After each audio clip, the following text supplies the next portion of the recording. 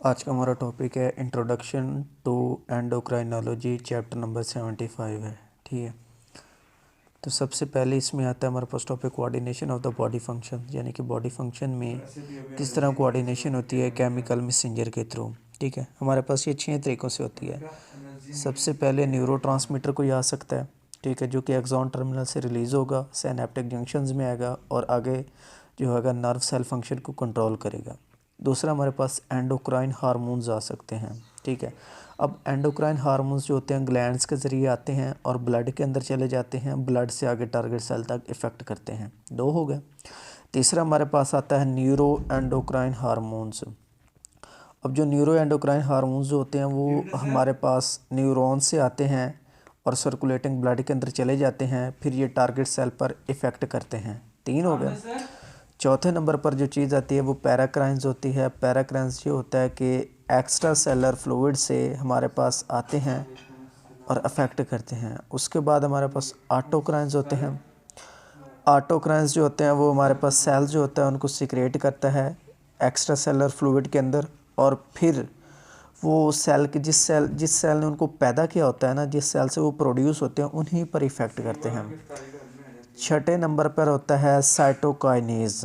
अब साइटोकाइनेज 2 तरह के होते हैं, इंटरल्यूकिन्स होते हैं और लिम्फोकाइनेज होते हैं। अब जो लिम्फोकाइनेज होते हैं ना वो हमारे पास टी हेल्पर सेल्स जो होते हैं उनसे सिक्रीट हो रहे होते हैं और वो हमारे पास इम्यून सिस्टम पर इफ़ेक्ट करते हैं। अब साइटोकाइनेज जो हार्मोन्स होते हैं ना कुछ एडिपोसाइड्स भी पैदा करते हैं। ठीक है, उनको हम नाम देते हैं एडिपोकाइनेज का। ठीक है, अच्छा, अगले नंबर पर हमने इसमें बात करनी है एंडोक्राइनोलॉजी, यानी कि एंडोक्राइन हार्मोन से जो कि एंडोक्राइन ग्लैंड्स होते हैं जिनको खारिज कर रहे होते हैं। इसमें सबसे पहले हमारे पास ग्रोथ हार्मोन होता है जो कि इंटीरियर पिट्यूटरी ग्लैंड जिसको खारिज कर रहा होता है। उसके बाद हमारे पास थायरॉक्सिन होता है जो कि थायराइड ग्लैंड से आ रहा होता है। उसके बाद अदर हार्मोन कौन से हैं? एड्रीनोकॉर्टिकोट्रॉफिक हार्मोन जो कि इंटीरियर पिट्यूटरी ग्लैंड से आ रहा होता है।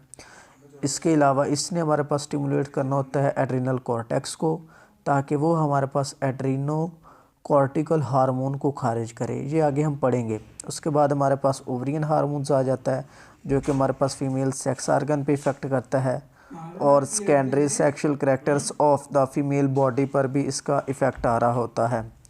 बहुत सारे मल्टीपल हार्मोन्स होते हैं जैसे जो मेटाबॉलिज्म पे इफ़ेक्ट करते हैं, ग्रोथ एंड डेवलपमेंट पे इफ़ेक्ट करते हैं, वाटर एंड इलेक्ट्रोलाइट बैलेंस पे इफ़ेक्ट करते हैं, रिप्रोडक्शन पे इफ़ेक्ट करते हैं, बिहेवियर मतलब सो ऑन होता है। इसके अलावा ये होता है कि हर हार्मोन का एक स्पेसिफिक फंक्शन होता है, अगर वो हार्मोन नहीं होगा तो वो स्पेसिफिक फंक्शन जो वो परफॉर्म कर रहा होता है वो भी नहीं होगा।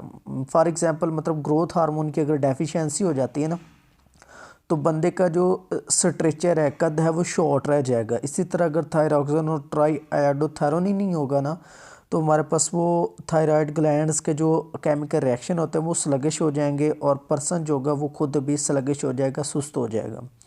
इसी तरह इंसुलिन अगर नहीं होगा, पिंक्रियास से नहीं आएगा, तो बॉडी जो होगी वो carbohydrates could use little of the food carbohydrates for energy. थोड़ी थोड़ी जो होगी कार्बोहाइड्रेट्स की एनर्जी, कार्बोहाइड्रेट्स की जो फूड होगी ना उसको हम एनर्जी के लिए यूज़ करेंगे। इसी तरह अगर सेक्स हार्मोन्स नहीं होंगे, जो सेक्सुअल डेवलपमेंट होती है और सेक्सुअल फंक्शंस होता है वो अब्सेंट होगा। ठीक है, ये रहा हमारा आज का टॉपिक। उम्मीद है आपको अच्छे से इसके समझ आ गई होगी। बाकी देखते हैं हम नेक्स्ट वीडियो में।